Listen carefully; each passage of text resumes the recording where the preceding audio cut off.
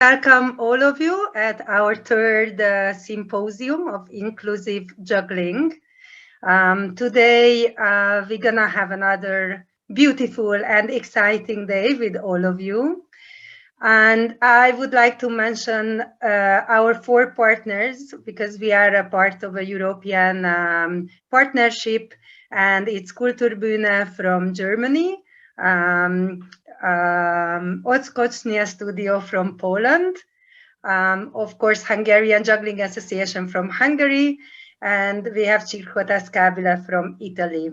And this partnership is financed by the Erasmus Plus program of the European Union Educational Fund, which is very important because that's why it's free and that's why it's available for everybody, and that's why we can get together and enjoy our company and share with us with all the results we have about functional juggling.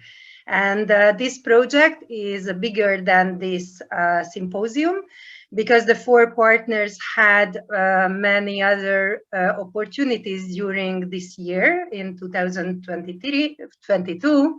And we had two trainings, one in Italy and another in Poland. Actually, we had in Germany the training and in Poland, and we had two functional juggling conventions, one in Italy and one in Hungary. So we could train our people through trainings and also webinars. And this is the last part of the project when we can have the symposium in order to enjoy for much more people than just the members of the four partners, because on this way we can have this network throughout the world. This is mainly for sharing your results. So that's why we are using the breakout rooms, that we can really talk to each other and have like flexible time together. So our MC, as always, is Craig Quat. And now I give the floor for him to guide us through today's program and be our host. Thank you. Thanks, Veronika. So my job is just to introduce the people. I invite the people and introduce them. And for today's meeting, we have Lapo Boterri from Italy and Dr. RIEGLE van West from SpinPoi. I'll give a little quick introduction, a little bit of background about my experiences working with them and why I thought to invite them. Lapo is pretty obvious. I think most of us know him. Lapo and I met in 2016 in the early days of functional juggling, and it was through my collaborations with him that we were really able to formalize it, because prior to that, I was just kind of like this kid that wasn't really, probably not handling the responsibilities so well for what I had. And Lapo helped me manage that responsibility better. And since then, he's been developing Europe. He's written his own books about the topic. So he's someone who knows a lot and is really connected in Europe. And Dr. RIEGLE van West is someone who she's her own sort of universe person, where she's developing and pioneering her own paths, the same way that we have done with traditional toss juggling ideas, but she focuses more with poi. And I think poi is a really accessible tool naturally. So she's had to do less adaptive work to make it accessible, but she's done a lot of research in sort of understanding what its impacts are. And she's also developed a lot of accessible material or programming based off of her knowledge of so many things. So Lapo is going to start us off today. I think we already explained how the breakout rooms work, how this is going to flow. So I think I'll see a lot of familiar faces. Basically, the two presenters will give short presentations, about 15 minutes each, and then we'll have breakout rooms. The real purpose of today is to network, connect, ask questions, inspire, collaborate. So let's begin. Lapo Boterri, we'll start the... Okay, thank you. Hello to everyone. I'll try to be short as possible because time is running away. I'm Lapo Boterri from Florence, Italy, and I'm a juggler since 2001. I met Craig in 2016, and it was really, let's say, inside meeting for me, because I wasn't really sure that the methodology we were using to teach juggling was right. I was trying to change it, but when I met Craig, everything was matched. for me. So I really helped him to develop the functional juggling, and I still go on developing the Quat Props Italia. That is our working group. Right now we are 4, let's say, teachers, 4 expert facilitators, and we are organizing ourselves in one association, because right now we are informal, but soon we'll try to be formal. Let's talk briefly about me. I come from physical education teacher. So I'm graduated in university in Italy, and all the other, I mean, we are 4 teachers, and 3 of us we come from physical education teaching. And Francesco is not doesn't come from physical education, but as well is really working with us and developing our and using as well our methodology. So let's say we are 4 of us really connected, and we work more in the therapeutical field. And then during my, let's say, in the private room, I'll explain well our methodologies. And basically, I will explain what we use to develop the facilitations sessions and the facilitations, let's say, path with the participants. Let's say to develop functional juggling, I did a small study. Okay, I don't have any videos because I work with special needs in this quite big institute.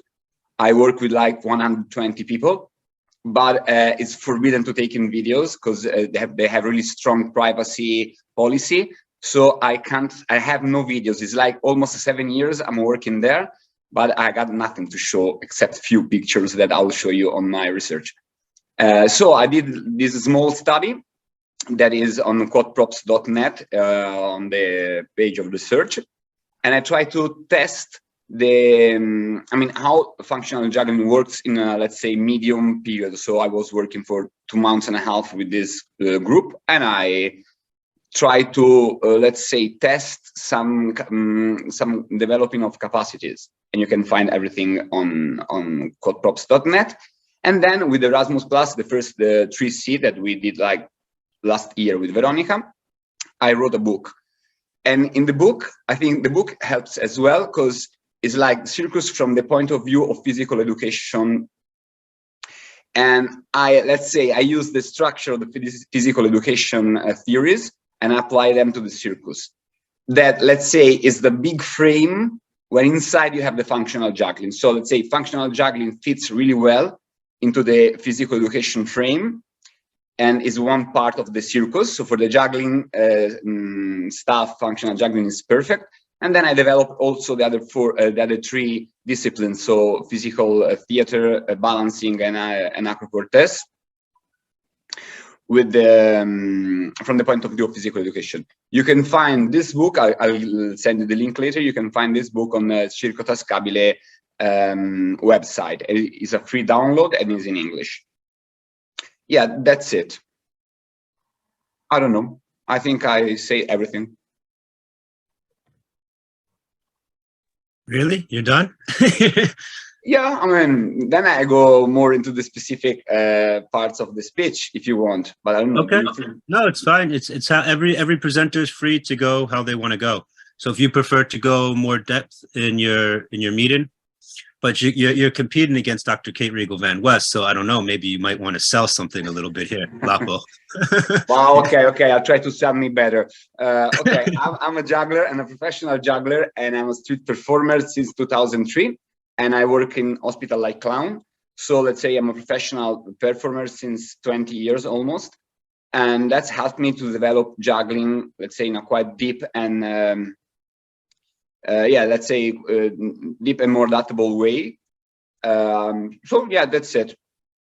No, okay, I'm not okay, I will try to help with some summaries of what you just talked about. So if you're someone who's just interested in like enhanced methodologies of teaching juggling or circus in general, Lapo is someone with a lifetime of experience with this.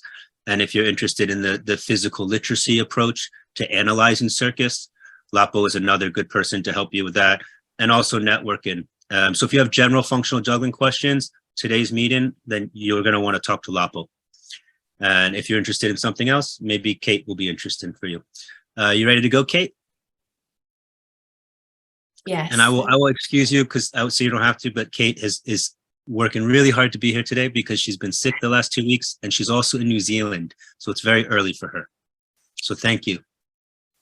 No problem. Thanks, everyone. Yeah, sorry. I have that like sick voice going on and like a little bit of brain fog. So I'm going to do my best. Hi, thanks so much for sharing this time for me with me. Tēnā koutou katoa, which is what we say in New Zealand to welcome everybody. So I'm just going to share my presentation. Oops. You know, you do this a million times and then when it comes time, get flustered. Okay. There we go. Yeah, so I was told to keep it brief, so I'm going to do that. I'm going to be succinct. And I'm just going to share with you a little bit about the work I've done with POI as a therapeutic tool for all ages and abilities. So just to give like an overview of what I do with SpinPoi, this is a social enterprise that's just dedicated to working with POI to improve health and well-being. And I really focused on working with people of all ages and abilities to improve quality of life and taking special care to work to create resources and services that are evidence-based. And I'm going to dive into what that evidence is as I go along. So just the overview of this presentation, I'll just share a little bit about me, and then I'll kind of give a high-level summary of some of the research that I've been part of, and then some of the applications of that research in the community. Me, well, I started out in youth circus, like probably many people here, I'm not sure. I'd love to get to know more of you in the breakout. So, yeah, I loved circus. I grew up in the US in a small town called Normal, of all things. And I was in the circus there. I was a pretty, that's me in the front. I was a pretty athletic kid, but I didn't like competing. I was also pretty weird and had a hard time making friends. So as we all know, circus was the perfect place for me. And I kept doing circus as I grew older, moved to Chicago, kept playing. And it was eventually through all that I discovered POI. So it wasn't until I was maybe like 20, I think. And I just immediately fell in love with POI. I wasn't that interested before I tried it. I'd actually seen it and I thought like, I'd rather be like flying through the air and doing more dangerous stuff. But the minute that I tried it, there's something about the feeling, the repetitive rhythmic nature. And maybe it was like helping me self-regulate or something. I don't know. I didn't know at the time. I just really liked the way that it felt. So I started learning more POI myself and then eventually teaching POI. So I had this storefront space in Chicago, which was kind of a flow arts hub. And I was teaching POI and had other members of the community teaching there too. At the same time, I was delving into a lot of my other passions. I'm also a musician, so I was playing music with a bunch of different brass bands. And that kind of culminated in my master's thesis, in which I embedded accelerometers and gyroscopes that you see here inside of POI. And I used that POI as a digital gestural musical instrument. That's not what this presentation is about, but that's what I did in my master's degree. And I wanted to go on and do my PhD developing this kind of artistic performative tool that I did also think would have therapeutic implications, but I got rejected from 6 PhD programs to work on that project. So I took a couple of years, well, I didn't take them off. I just like collected myself. I was working at Harvard University at the time, running like an archaeology program of all things. And just kept thinking about POI and how I might find my way in again. And I realized it was actually, maybe I needed to lay the foundation to kind of substantiate POI as a therapeutic tool, and that might open more doors for it because I had felt those effects myself. I'd seen my students feeling those effects. And so that's when I thought about maybe doing a PhD study just on the effects of POI on health and well-being. And I honed in on older adults. I probably could have picked any population, but with the boom in the aging population and also thinking about prevention with, in the West, we're pretty reactionary with medicine. And I thought if we could actually improve and prolong quality of life for older adults, before they get some kind of serious ailment, we could extend their healthy years of life. And then I reached out to the University of Auckland because I knew POI started in New Zealand. that's about all that I knew about that. I just figured the first kind of scientific research on poi should probably come from New Zealand, from Aotearoa, so that I could include Mataranga Māori, Māori knowledge. Māori are the indigenous people of New Zealand, and Tikanga Māori, kind of Māori protocols within the work. And so I moved my life to New Zealand. And I'm just going to show you like a couple of videos of what that PhD study looked like. So, double-blind controlled trial. This is just a video of some of the tests that were done, physical, cognitive, and emotional. The ones that we see here are just upper limb range of motion by manual coordination, lower body strength, and manual dexterity. Sorry, I said those in a really random order, but we can sort that out later. And I'm going to just show you another video of what the actual like poi part looked like. This looks like poi, but sorry, you can see it anyway. So these were my participants. They were healthy older adults. The mean age was 69, I think. And you see Tai Chi in here because I had a control group. I had a second active control group doing Tai Chi. This was their first lesson ever. So you see some poi flopping around. Okay, going back. So the results of the study came out like so. I was mainly focused on collecting quantitative data because I thought it was important to, poi needed to prove itself to the scientific community, I felt, because we already had a lot of qualitative evidence, but what was preventing poi from being a serious therapeutic tool was this kind of quantitative evidence published in well-respected peer-reviewed journals that like a hospital could look at and be like, ah, yes, we now think this thing has value. So I'm just going to briefly go over these quantitative results: grip strength, balance, and sustained attention. But I was also collecting qualitative data because I think it's important to like know how people feel, and that paints a better picture of everything. So I can talk about that later in the breakout room. But just to cover those three measures that came out as statistically significant, the first was grip strength. And in terms of older adults, this is actually a very important and exciting result because it can be used as a biomarker of aging. And it predicts all kinds of things. I was like shocked to know if you just read that list there. So actually just by testing grip strength, we can identify older adults that are at risk of poor health. So that's pretty awesome. Balance, especially for older adults, is extremely important. And not only the actual falling, but fear of falling has a huge impact on the psyche of older adults and their health and well-being. So the fact that it improved balance. And I was working with people, healthy older adults, we were standing up. So I was specifically challenging balance, but I work a lot with people sitting down, but that was just that study. And the fact that sustained attention came out is exciting as well, because that's cognitive change. The intervention was relatively short. It was just 1 month, twice a week they practiced. So exciting to see cognitive change. I have some theories about why that happens. And yeah, sustained attention is important. If you want to know more about this study in particular, I'll put my website up at the end, but my whole thesis is online. There's also this article that I published, plus there's a whole documentary just about this study. So I can share with you where all that is. So towards the end of my PhD, this is Jamie, by the way. If anybody knows Jamie Moore, I think he was mentioned. He was one of my lab assistants for the clinical trial. He happened to be in New Zealand. As I was finishing my PhD, I started to explore, even though I was freaking exhausted, how poi might work out in the world. And because I was working with older adults, I started off in aged care, senior living facilities. I'll just briefly share a little bit of, I was doing some much lesser research in those facilities in the form of self-reported questionnaires, but I was trying to ask the right questions and important questions. I've summarized it here. But just things like, for something that's therapeutic, the wanting to do it again and enjoying are like really important questions. So this was across all levels of care, those answers there.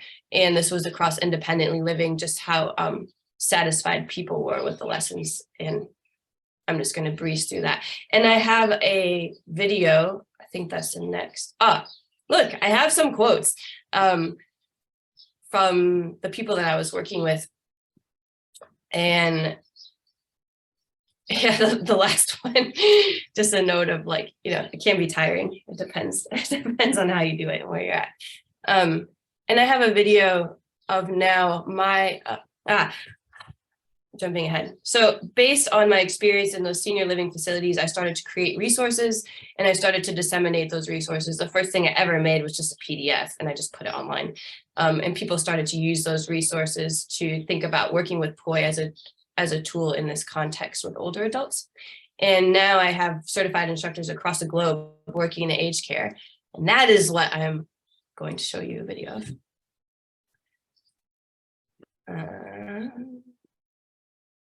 So this look at what some of my instructors are up to working across different levels of care. That lady that just bounded into the screen is Janine, who's working across some senior living facilities. This is Maria. This is a video working with older adults who are actually recovering from surgery. This was their very first time ever doing POI.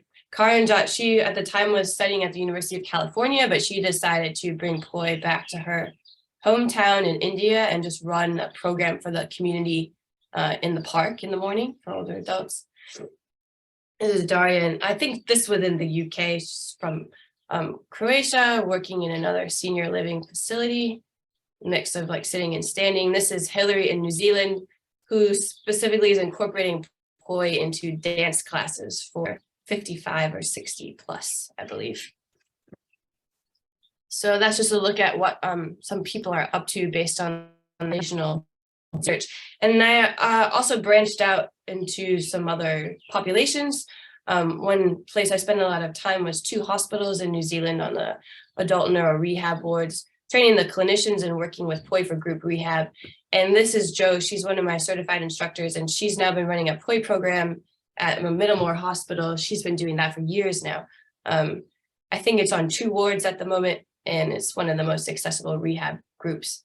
There's a whole article. Oh, yeah, I also collected data. That's right.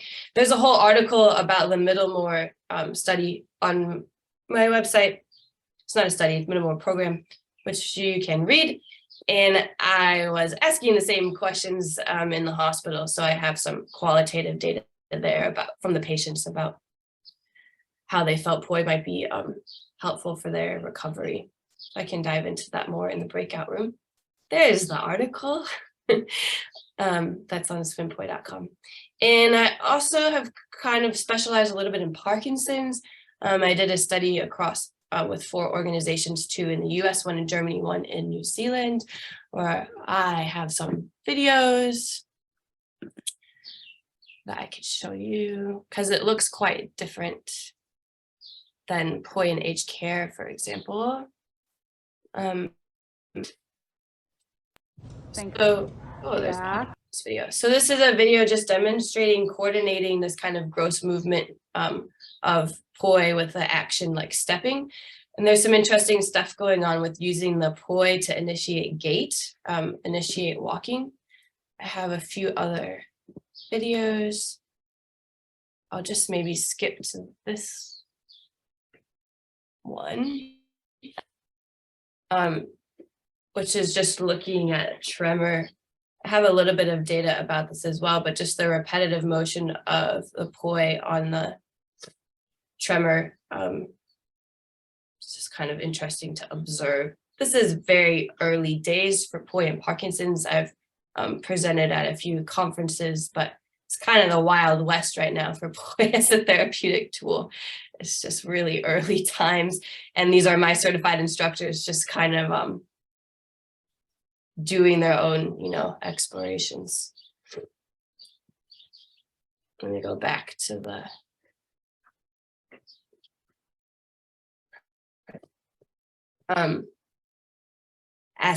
I asked all those organizations to disseminate a survey. So we've got some qualitative data there.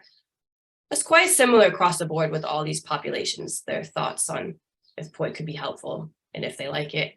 And this is kind of interesting. This was like a very small sample size, but this was from the hospital in Germany. Patients just self-reporting their symptoms.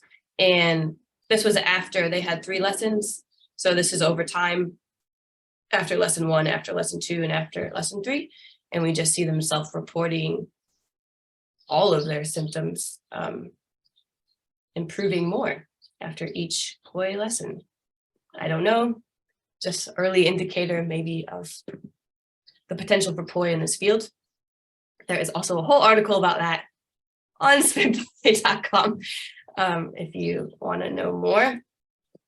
And yeah, after all that, I kind of started branching out into early childhood education, and that's a little bit where my focus is now, creating resources for kind of age 3 through 7 in the form of original songs and videos and guides. And I'm also quite focused on training the trainer. I know, Craig, you mentioned right now you just want to be back on the ground. I'm kind of in the train the trainer mode. So this is just some of my instructors across the globe who are doing awesome work. And I have 2 courses coming up, one in Melbourne and one in Bali, just at end of next month. I'll be heading out. So that's kind of where I'm at the moment, because yeah, I think that's a good way for things to grow, because those people then go out into their community and reach a lot of other people. So there's all the stuff. You can obviously talk to me in the breakout room, but like all those things that I mentioned with the PhD study and everything else is on SpinPoi.com. You can also email me. You can also find me on social media. You could also follow SpinPoi on social media if you want. That's like a cool way to say thanks and show your support. I'm at SpinPoi. Well, it's not me. SpinPoi is at SpinPoi on all the things. And I wasn't keeping track of the time. I'm going to stop now. And thank you for your time and for listening. Great. You did great. Thank you. Timing is fine because Lapo didn't take any. Normally, so he gave you more time, and the timing was good either way. Cool. Thanks so much.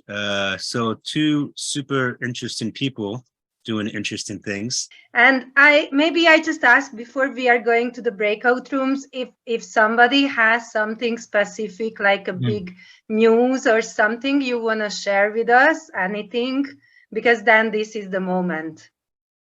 It could be later as well, but this is a real moment.